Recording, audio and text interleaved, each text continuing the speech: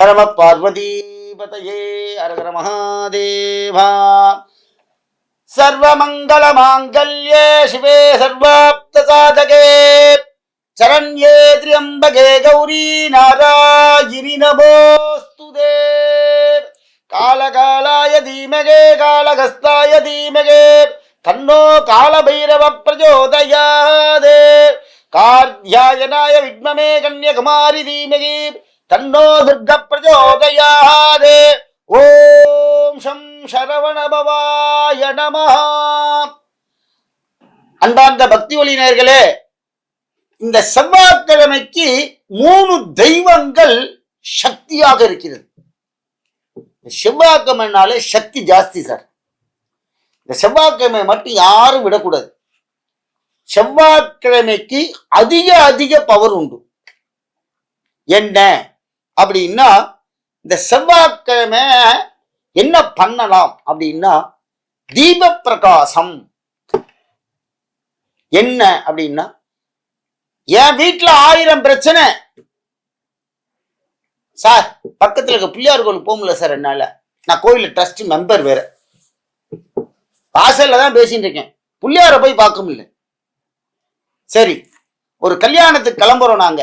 வீட்டுல ஏதோ ஒன்று தடங்கள், போக முடியாம போகுது. ஒரு நல்ல காரியத்துக்கு பொண்ணு பார்க்கிறோம், முடியல. வீட்டுல ஒரு சண்டை.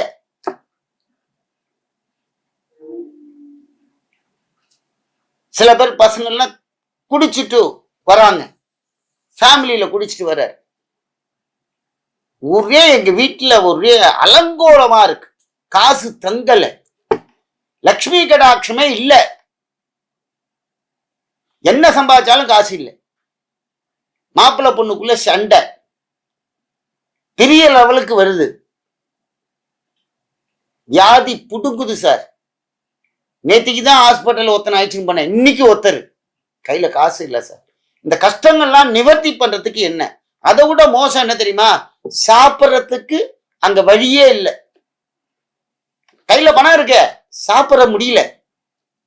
அடுத்ததாக நீங்க பார்த்தீங்கன்னா, சமைச்சு வச்சிருப்பாங்க, சாப்பிட முடியாது, சண்டை. இதெல்லாம் எதனால நடக்குது?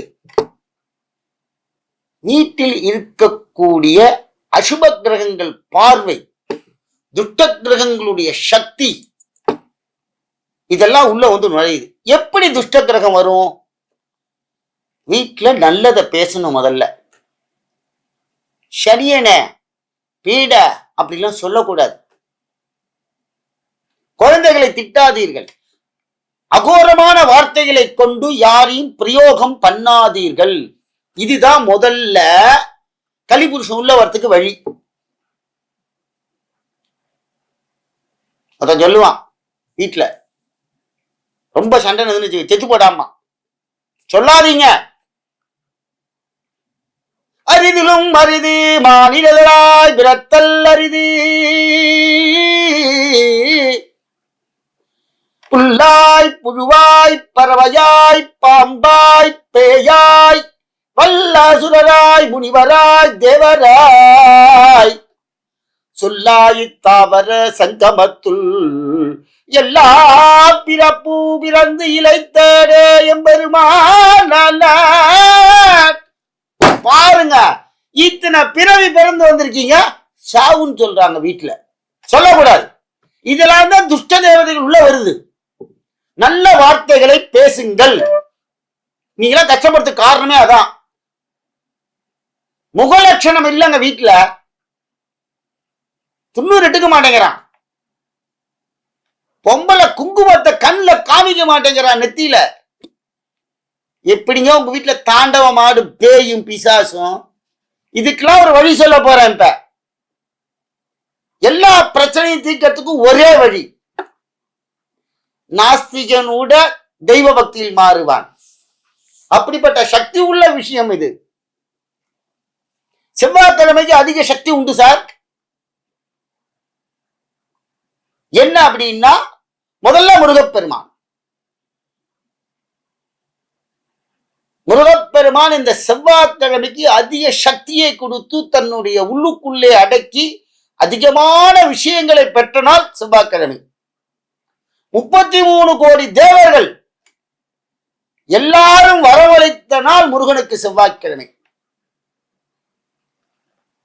அடுத்தது அன்னைக்கு நம்ம விளக்கேற்றினால் you are getting more all profit. லைஃப்ல நீ எதையுமே தேட வேண்டாம், அதுவே வரும். அடுத்ததாக இந்த செவ்வாய்க்கிழமையில தோஷ நிவர்த்தி துர்காதேவி. துர்கா ஒண்ணு சும்மா ஒண்ணு செவ்வாய்க்கிழமையில யாரும் விளக்கேத்தல. அனைத்து விதமான தோஷங்களை நிவர்த்தி செய்கிறாள் துர்காதேவி.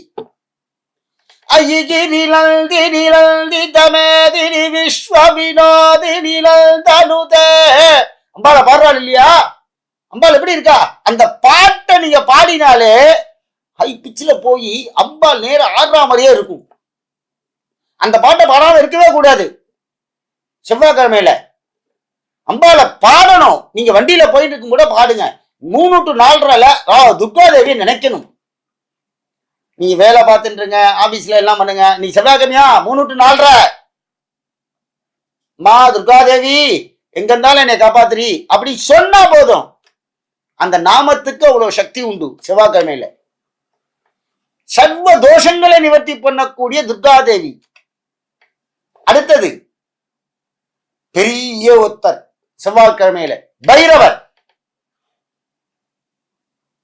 8 பைரவர்.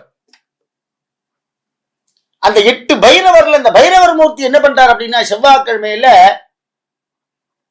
பூதப்பேத பிசாசுகளை விரட்டி அடிக்கிறார். திருஷ்டி தோஷம் சாபம் எல்லாம் போயிடும். பிதர்களுடைய தோஷங்களோட நிவர்த்தி பண்றார். என்ன பண்றது? இதெல்லாம் நம்ம வீட்டுக்கு இந்த 3 பேர் வரணும்னா என்ன பண்ணணும்? ராஜ மரியாதையா கூப்பிடணும்.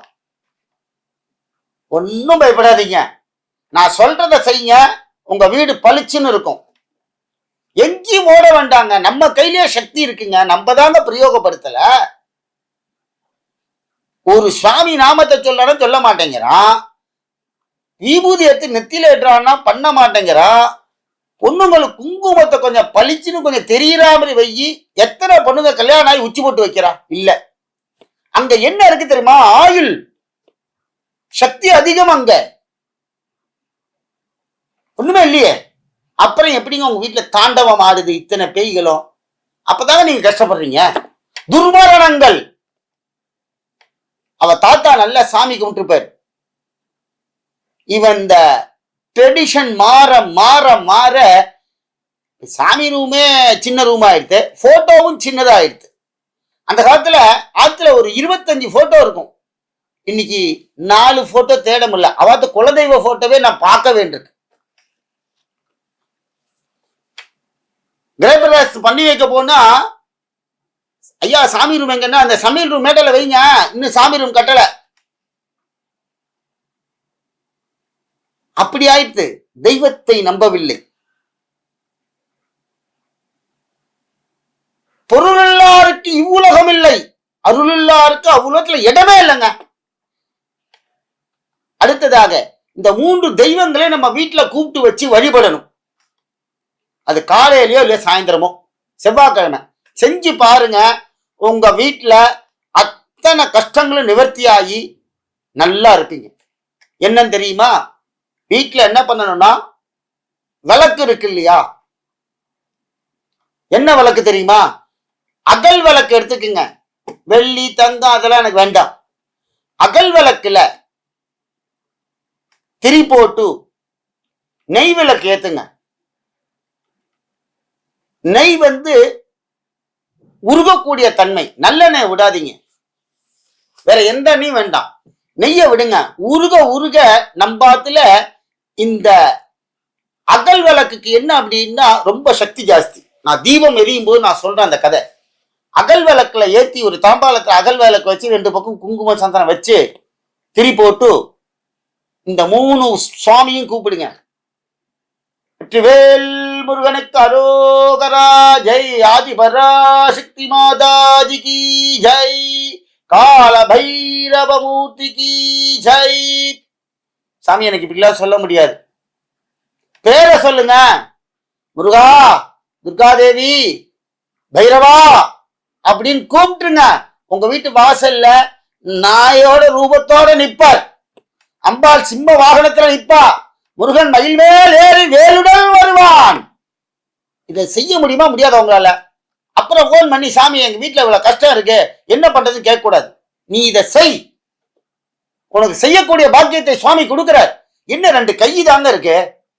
ஒரு அகல் விளக்கு திரி போட்டு காலையிலயோ இல்ல சாயந்தரமோ, உங்களுக்கு எப்ப தோணுது. செவ்வாய்க்கிழமை யாரும் மாமிசம் சாப்பிட மாட்டாங்க.